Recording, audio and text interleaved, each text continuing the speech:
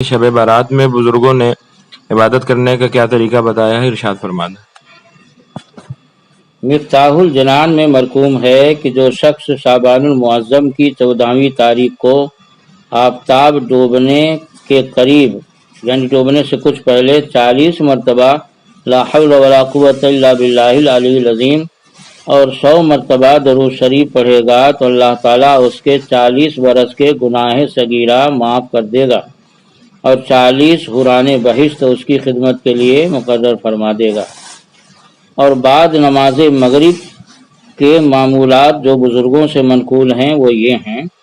कि बाज़ अकाबिर औलिया इकराम रज़ियल्लाहु ताला अन्हुम से मनकूल है कि इस शब में मगरिब की नमाज के बाद दुनियावी कलाम किए बगैर दराज़ी उमर की नियत से 2 रकात नमाज नफल पढ़े, उसके बाद 1 मरतबा सूरह यासीन शरीफ पढ़े, अव्वल आखिर 11 बार दरूद शरीफ पढ़े, उसके बाद 1 मरतबा शब बारात की दुआ पढ़े, फिर अल्लाह ताला से दुआ मांगे कि नमाज तिलावत की बरकत से हमें आफियत के साथ दराज़ी उमर अता फरमाए। दूसरी बार इसी तरह बलाओं और मुसीबतों से महफूज रहने की नियत से 2 रकत नमाज नफल पढ़े, उसके बाद 1 मरतबा सूरह यासीन शरीफ पढ़े और अव्वल आखिर 11 बार दरूद शरीफ पढ़े, उसके बाद 1 बार शब बारात की दुआ पढ़े और अल्लाह ताला से दुआ करे कि नमाज व तिलावत की बरकत से सब बलाएं और मुसीबतें टाल दे और आफियत ज़ाहिरी व बातिनी नसीब हो। तीसरी बार भी कुशादगी रिज़्क़ की नियत से 2 रकत नमाज नफल पढ़े, फिर 1 बार सूरह यासीन शरीफ पढ़े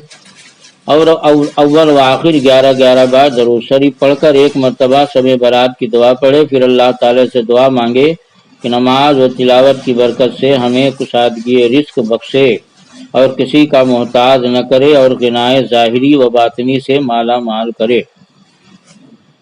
और 8 रकात 2 करके हर रकात में अलहम्दो के बाद 15 बार सूरह इखलास पढ़कर नमाज पूरी करे। गुनाहों से पाक व साफ होगा, दुआएं कबूल होंगी, सवाब अजीम होगा।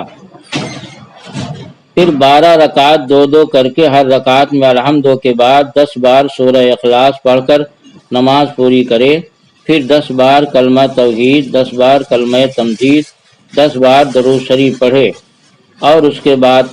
14 रकात 2 करके हर रकात में अलहम्दो के बाद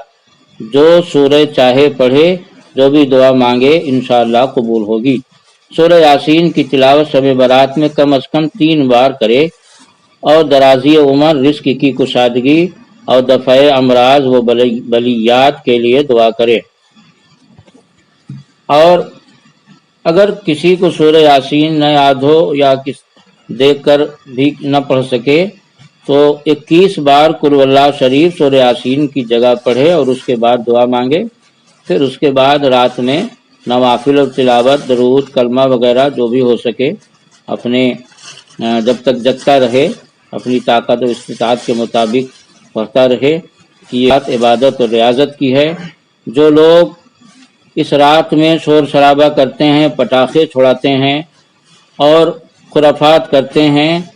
वो बहुत बड़ी तारीकी और अंधेरे में हैं। अल्लाह ताला उन्हें समझ अता फरमाए कि इस मुबारक रात में अल्लाह ताला का फजल व करम हासिल करें और खुराफात से बचें। आमीन बिजाहे सय्यदिल मुरसलीन व सल्लल्लाहु तआला अला खैर खल्किही मुहम्मदिन व आलिहि व सहाबिही। हज़रत की बारगाह में सवाल अर्ज़ है कि शाबान के महीने में जो लोग हर साल कब्रों पर मिट्टी डालते हैं तो उनका ये अमल कैसा है, वज़ाहत फरमा दें। यहाँ पर 2 सूरतें हैं। एक सूरत तो ये है कि कब्र खुल गई है, धंस गई है और हड्डी वगैरह जाहिर हो गई हैं, तो ऐसी सूरत में तो मिट्टी डालना और मिट्टी डालकर कब्र को बंद कर देना, कब्र को बना देना, ये जायज़ ही नहीं बल्कि लाजिम और वाजिब है। आला हज़रत इमाम अहले सुन्नत अलैहि रहमा इसी सूरत को बयान करते हुए फरमाते हैं कि इस सूरत में उसे मिट्टी देना फ़कत जायज़ ही नहीं बल्कि वाजिब है कि सतरे मुस्लिम लाजिम है। फतावा रज़विया कदीम जिल्द नंबर 4 सफ़ा नंबर 101। اور دوسری صورت یہ ہے اس کی کہ قبر برسات وغیرہ میں مٹی بہہ جاتی ہے اور یا بکھر جاتی ہے اور قبر کا نشان مٹ جاتا ہے، تو اس طرح سے اگر قبر کی مٹی اکٹھا کر کے اور پھر قبر پر ڈال دی جائے تاکہ اس طرح سے نشان باقی رہے اور ہم پہچان لیں کہ یہ ہمارے فلاں کی قبر ہے یا فلاں کی قبر ہے، یعنی اس لیے مٹی ڈالنے کا نشان باقی رہے، تو اس میں بھی شرعاً کوئی حرج نہیں، کیونکہ اس کی اصل شریعت میں موجود ہے، اور جس چیز کی اصل موجود ہوتی ہے تو وہ چیز جائز ہوتی ہے، اور اس کو بلا وجہ ناجائز نہیں کہا جا سکتا ہے، کیونکہ اصول کا قاعدہ ہے کہ الحکم یدور مع علتہ، یعنی حکم کا مدار علت ہے، اور جب علت اور اصل موجود ہوگی جائز کی تو وہ چیز جائز ہوگی، اور ناجائز کی تو وہ ناجائز ہوگی۔ مشکوٰۃ شریف کتاب الجنائز باب الدفن میں بروایت ابو داود ہے کہ جب حضور صلی اللہ علیہ وسلم نے حضرت عثمان ابن مظعون رضی اللہ تعالیٰ عنہ کو دفن فرمایا تو ان کی قبر کے سرہانے ایک پتھر نصب فرمایا اور فرمایا کہ اعلموا بہا قبر اخی وادفن الیہ من مات من اہلی، ہم اس کے ذریعے اپنے بھائی کی قبر کا نشان لگا لیں گے اور اسی جگہ اپنی اہل بیت کے مردوں کو دفن کریں گے۔ مشکوٰۃ شریف کتاب الجنائز باب دفن المیت فصل ثانی صفحہ نمبر 149 پر یہ حدیث شریف موجود ہے، جس سے صاف ظاہر ہے کہ قبر کا نشان باقی رکھنے کے لیے اگر اس پر کنکر رکھ دے یا پتھر رکھ دے یا مٹی ہی کو سمیٹ کر پھر چڑھا دے تاکہ نشان باقی رہے تو اس میں شرعاً کوئی حرج نہیں۔ حضرت کی بارگاہ میں سوال عرض ہے کہ شب برات میں بعض جگہوں پر نفل نماز جماعت کے ساتھ لوگ ادا کرتے ہیں، تو ایسا کرنا کیسا ہے، وضاحت فرما دیں۔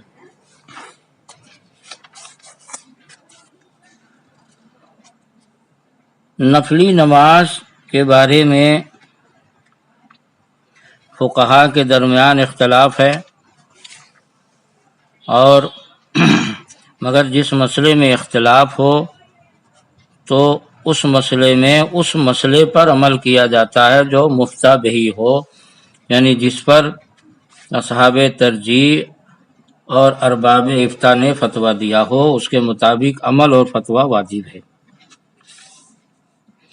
تو نفلی نماز کے بارے میں جماعت سے پڑھنا جہاں تک مسئلہ ہے تو اس کے بارے میں فتویٰ یہ ہے کہ اگر ہمیشہ جماعت سے پڑھا جائے تو یہ مکروہ تحریمی ہے، اور اگر احیاناً یعنی کبھی کبھار کر لیا جائے تو یہ جائز ہے، مگر مکروہ تنزیہی ہے۔ مکروہ تنزیہی کا مطلب یہ ہے کہ جائز ہے، بہتر نہیں۔ تو جو لوگ شب برات یا شب قدر وغیرہ میں اس نیت سے جماعت سے صلاۃ التسبیح وغیرہ پڑھاتے ہیں یا اور نفلی جماعت کرتے ہیں تاکہ عوام قریب آئیں اسی بہانے اور ان کو کچھ واعظ و نصیحت کی جائے اور ان کو ذکر خیر سے قریب کیا جائے، تو یہ اچھی بات ہے، اور ایک مستحب کے لیے جماعت سے روکنا اور اس پر سختی کرنا کسی طرح جائز نہیں۔ جو لوگ سختی کے ساتھ شب قدر اور شب برات میں صلاۃ التسبیح وغیرہ کی جماعت سے روکتے ہیں وہ غلطی پر ہیں، انہیں چاہیے کہ وہ علم حاصل کریں۔ اصل میں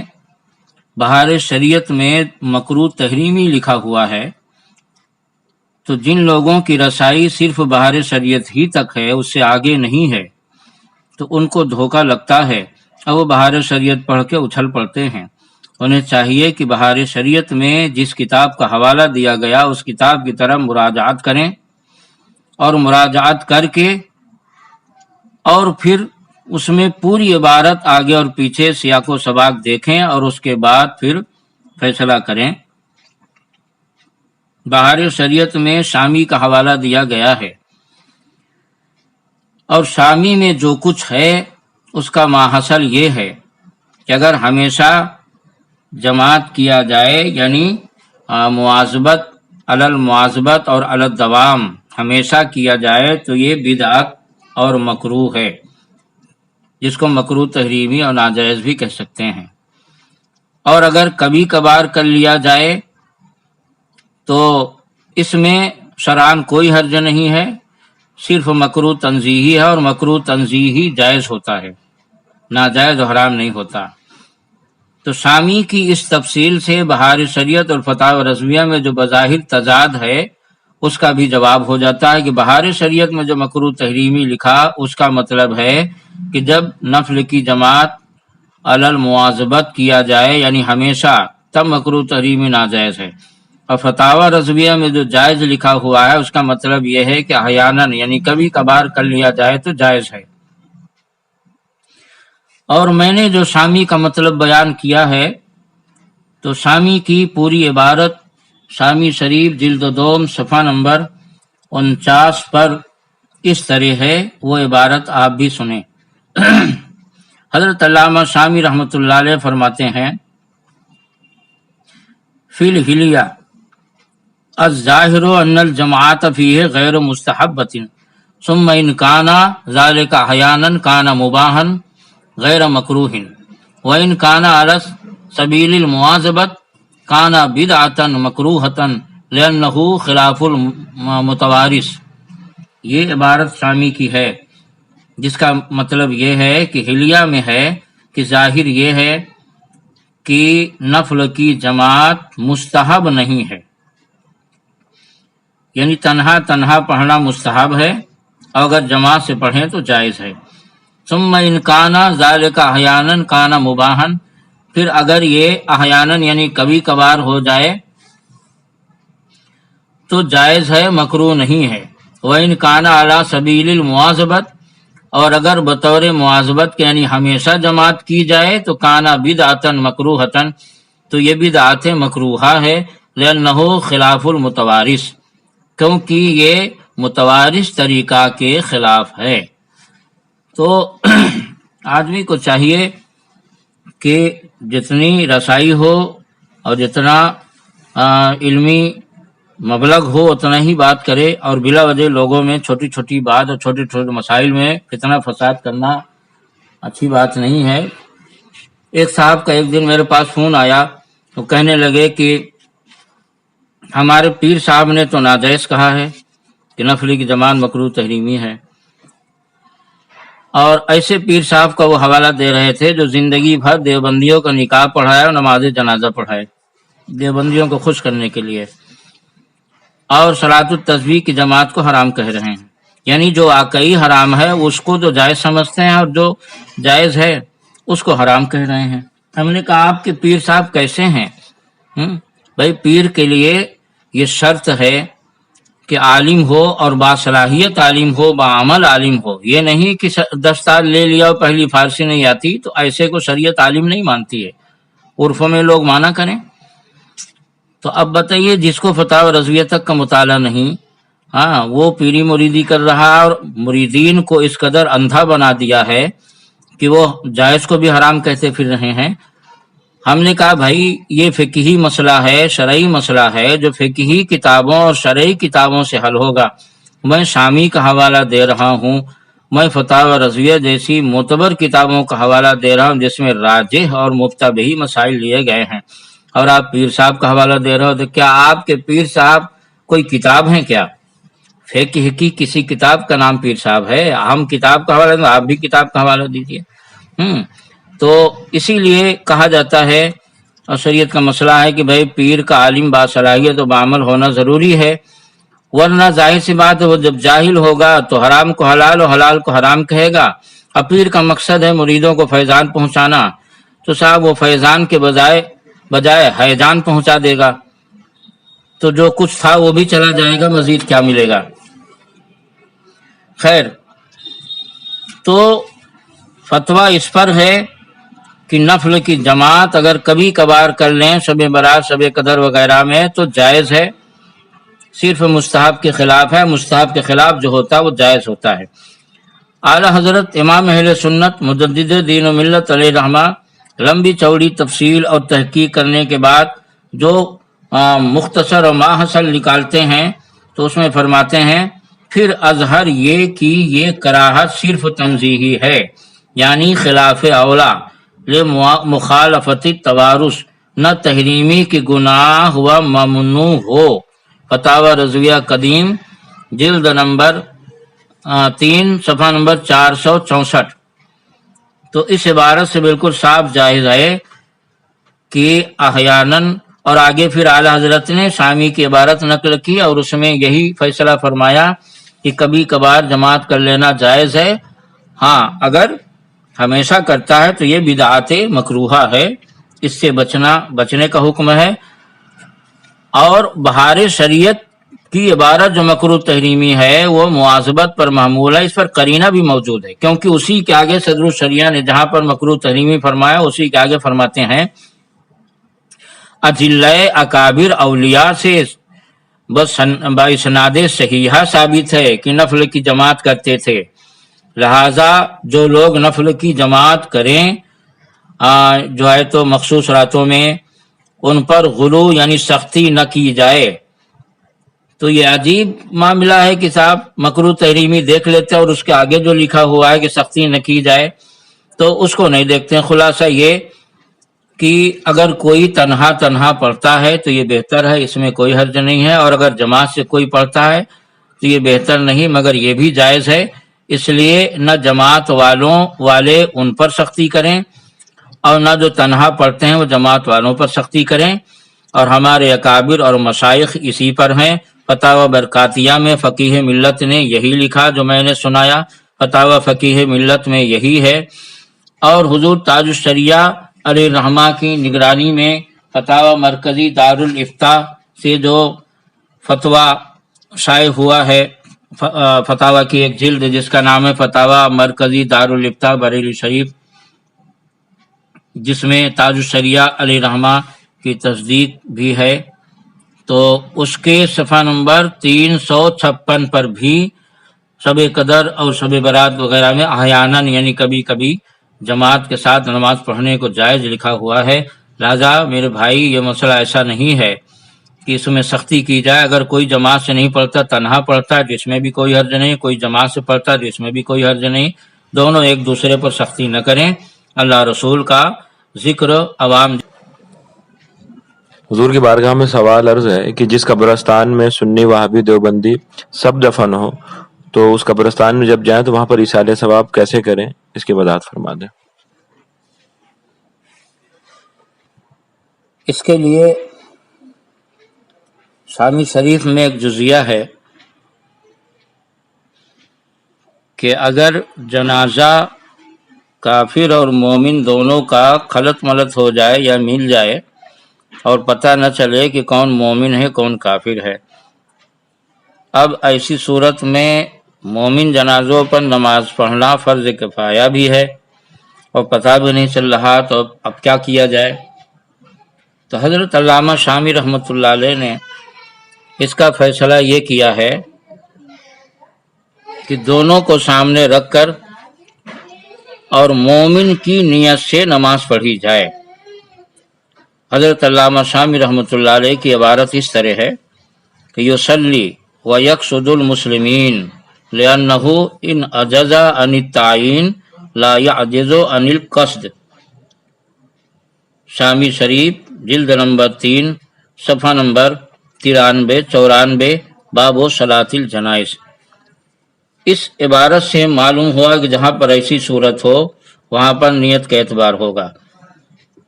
لہذا جس قبرستان میں پرانے قبرستان ہے وہاں پر ایسا ہے کہ وہاں ہر فرقے کے لوگ مدفون ہیں، اور ظاہر سی بات ہے کہ مرتد کے لیے ایصال ثواب جائز نہیں، تو ایسی صورت میں وہاں پر جائے تو جو مومنین مومنات وہاں مدفون ہیں ان کی نیت سے ایصال ثواب کرے، اور زبان سے جب کہے تو اس طرح کہے کہ اللہ اس قبرستان میں جتنے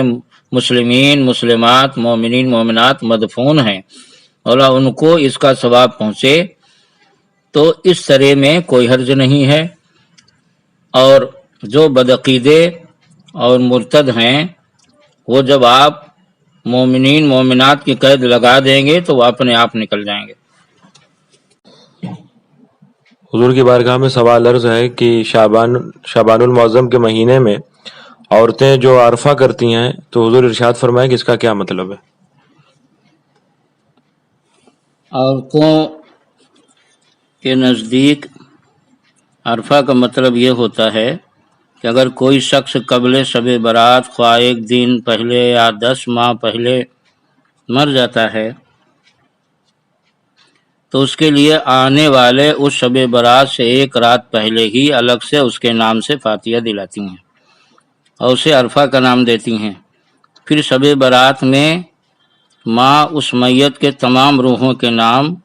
عام فاتحہ دلاتی ہیں، اور شب برات سے ایک رات قبل اس میت کا فاتحہ دلانا، جیسا کہ مجھے معلوم ہوا لوگوں سے، وہ لازم اور ضروری سمجھتی ہیں۔ اس رات میں بھی وہ تمام لوازمات تیار کیے جاتے ہیں جو شب برات میں تیار کیے جاتے ہیں۔ یہ عرفہ کا مطلب ہے عورتوں کے اعتبار سے۔ اس کا حکم فون پر بار بار پوچھا گیا مجھ سے، اور واٹس ایپ پہ بھی کئی بار جواب دیا گیا ہے۔ اس کا حکم یہ ہے کہ فاتحہ کے لیے شریعت میں کوئی وقت مقرر اور متعین نہیں ہے۔ جو لوگ تیجا، 40واں، 10واں، 20واں وغیرہ مقرر کرتے ہیں وہ صرف اپنی آسانی کے لیے، تاکہ اس تاریخ پر اصالِ ثواب یاد آ جائے، تو یہ تخصیصات عرفیہ ہیں، تخصیصات شرعیہ نہیں ہیں، لہذا ان کو لازم اور ضروری شرعاً نہیں سمجھنا چاہیے۔ اگر کوئی سمجھتا ہے تو یہ اس کی جہالت ہے، مگر اس کی جہالت سے اصالِ ثواب ناجائز نہیں ہو جائے گا۔ خلاصہ یہ کہ فاتحہ چاہے شب برات سے ایک رات پہلے دلائے، چاہے 2 رات پہلے دلائے، چاہے 10 رات پہلے دلائے، جب چاہے فاتحہ دلائے، لیکن اس کو یہ سمجھنا کہ 1 رات پہلے دلانا چاہیے اور اکیلے اسی کا نام دلانا چاہیے اور یہ ضروری اور لازم ہے، یہ محض جہالت اور غلط ہے۔ نفس فاتحہ کسی دن بھی دلا سکتے ہیں، اور اس کو باقاعدہ عرفہ کا نام دینا اور اس کو لازم اور ضروری سمجھنا یہ بلا اصل اور جہالت ہے۔ ایسا عقیدہ رکھنے سے پرہیز کرنا لازم ہے۔ اور یہ بھی سننے میں آیا بعض لوگوں سے کہ جب شب برات میں سب کی فاتحہ دلاتی ہیں تو کہتی ہیں کہ مردے ملتے ہیں لہذا سب کو ملا رہی ہوں۔ یہ بھی ان کی جہالت ہے، بے اصل ہے، اس کی کوئی اصل نہیں۔ اعلیٰ حضرت امام اہل سنت مجدد دین و ملت قاطع شرک و بدعت میرے آقا نعمت علیہ الرحمہ فرماتے ہیں کہ عرفہ تک یا بعد تک اگر الگ ہمیشہ فاتحہ دلائیں تو حرج نہیں، شامل نہیں تو حرج نہیں۔ یہ سمجھنا کہ عرفہ تک الگ کا حکم ہے پھر شامل کا، یہ غلط و جہالت ہے۔ فتاوی رضویہ قدیم جلد نمبر 4 صفحہ نمبر 213۔ اس عبارت کا یہی مطلب ہے کہ فاتحہ جب چاہے دلائیں، کسی مخصوص تاریخ میں اس کو ضروری نہ سمجھیں۔